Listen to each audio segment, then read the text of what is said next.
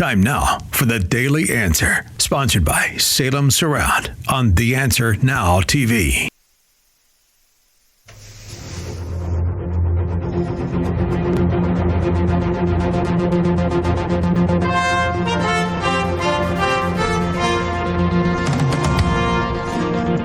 Mike Gallagher. Have you wondered what it would be like to talk to a liberal activist like Rob Reiner? Now, I did a number of years ago, had a chance to interview him about a movie that he was promoting. It's been reported now by TMZ that Rob Reiner and his wife, Michelle, were stabbed to death by a family member during an argument at their home in Brentwood, California. It's a horrific story. What an awful bit of news. And look, it's no mystery that Rob was a big-time Democrat activist. In fact, he had a couple of million followers on X, and after Trump was elected, he deactivated his X account and was reportedly, I think by his own admission, in therapy over Trump's election. He was crazed over the election of Donald Trump the second time. But he didn't sound crazed back in 2010 when I had a chance to interview him about a project he was working on. Now, what's neat about Rob Reiner is he is also a well-known liberal activist. And yet, when I got word that he openly and willingly was happy to do interviews with conservative radio hosts, I thought, well, let's do it. Let's talk to the one and only Rob Reiner, because I think it speaks well of him that he'd come on all types of media outlets to promote the film. Mr. Reiner, it's great having you on the Mike Gallagher Show. Mike, how you doing? I'm great. I appreciate your time. Now, This is an interesting dynamic because, I've heard that you're making the rounds, but normally, and I'm not saying this disrespectfully, you'd agree with this, a lot of liberal activists, I think it's fair to describe you as such, would be reluctant to come on a conservative radio show to talk about a film and to talk about the issues, but you seem to have no problem with that, and I like that about you. Well, I mean, in the case of Flipped, I mean, it couldn't be more of a family-oriented film. We actually won this Heartland Film Festival Truly Moving Picture Award in Indianapolis, which is it's a very, very conservative area, and they love the film because it really does stress those, for lack of a better term, we've heard it over and over again, family values. I mean, it really is about, first love and the influence that family has on putting kids on the right path. It's getting a lot of great buzz, and I wish you well with it. I mean, there does seem to be a desire, even in these really polarizing times we're living in. People seem to be saying, is there anything that the left and the right can agree on? Is there any common ground? Yeah, I think you're right. And I think, you'll see in this film, what's happened to me in the last, I turned 60 a few years ago, and I made a movie called Bucket List. Mm-hmm. And it was the first time that, when you get older, you start really appreciating life a little bit more. It becomes precious to you. And so I'm trying to make films that are uplifting, that embrace life. There's no political message in Bucket List or in this film for that matter. There's really none. It's really just about just valuing those things that are important and embracing life. But knowing what I know about you, you don't mind debating or arguing or fighting for what you believe in. So if you don't mind, can we talk a little bit about some of the hot button issues that are going on right now as we talk about the movie? Yeah, sure. I mean, I was fascinated by an article on another quick subject here, and then I want to go back to Flip for just a minute as well, which is the reason you're here. Rob Reiner, our guest, actor, director, Hollywood liberal, and a guy willing to come on a show like ours, so we really appreciate that. Big headline, Washington Post. The big mystery of all the oil from the big oil spill is gone. Bacteria ate away at it. It seems that the ecosystem, perhaps Mother Nature, as many of us were saying, knew how to handle the oil spill after all, Rob. I mean, this was described as the catastrophic worst event of our time, environmental. Now they can't find any oil because the ecosystem worked.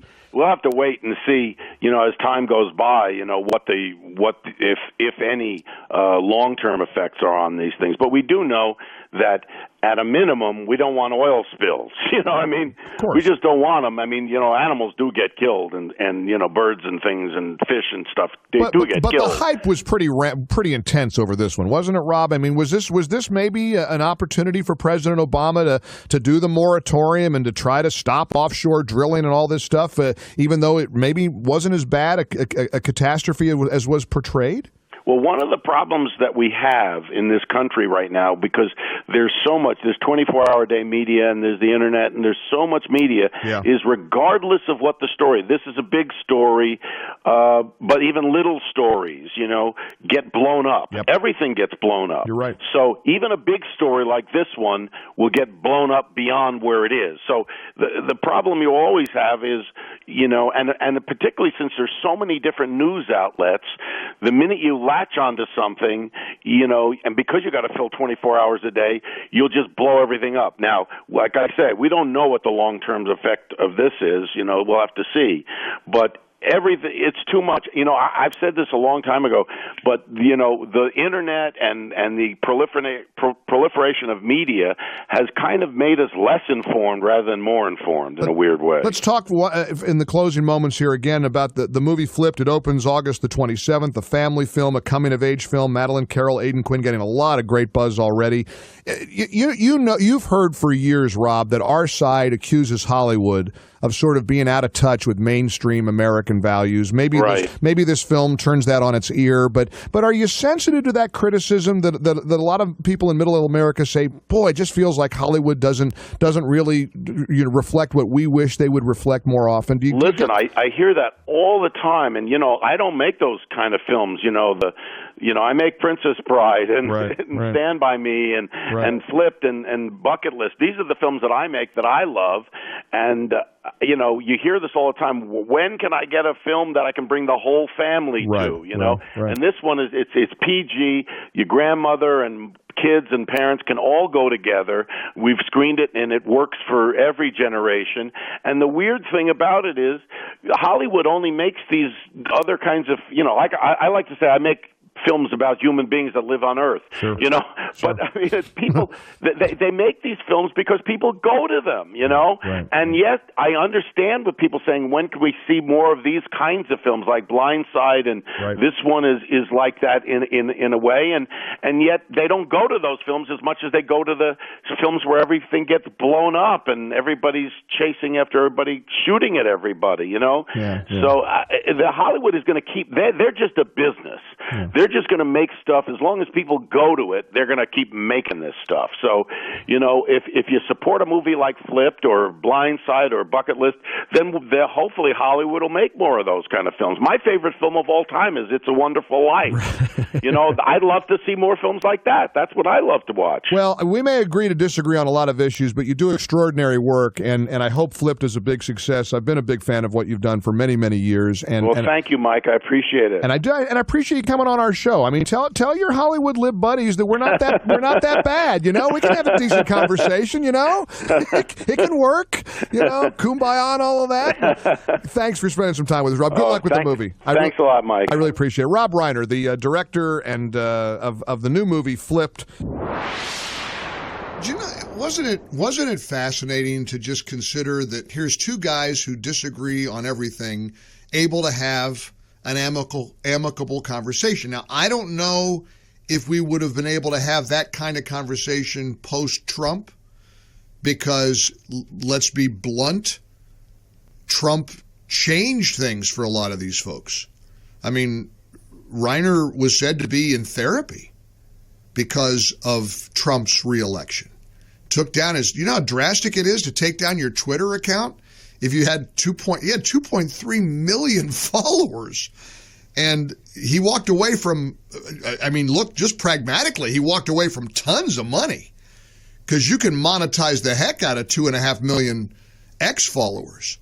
But he was so upset and distraught. And, you know, we played a clip from him a couple months ago where he kept saying that, you know, the end of democracy, and he just changed the year because it was over the years. He felt that, you know, that democracy was at stake. Wasn't it also chilling to hear him express his appreciation and love of life the older he got. I mean, I got goosebumps when I heard him say that, only to lose his life to some evil maniac who allegedly slit his throat at age 78. It's all just so horrifying. It's awful. It's awful. For full shows, live and on demand, it's Salem News Channel. Stay informed anytime, anywhere with the Salem News Channel and 9:30 a.m. TheAnswer.com. This has been The Daily Answer, sponsored by Salem Surround on The Answer Now TV.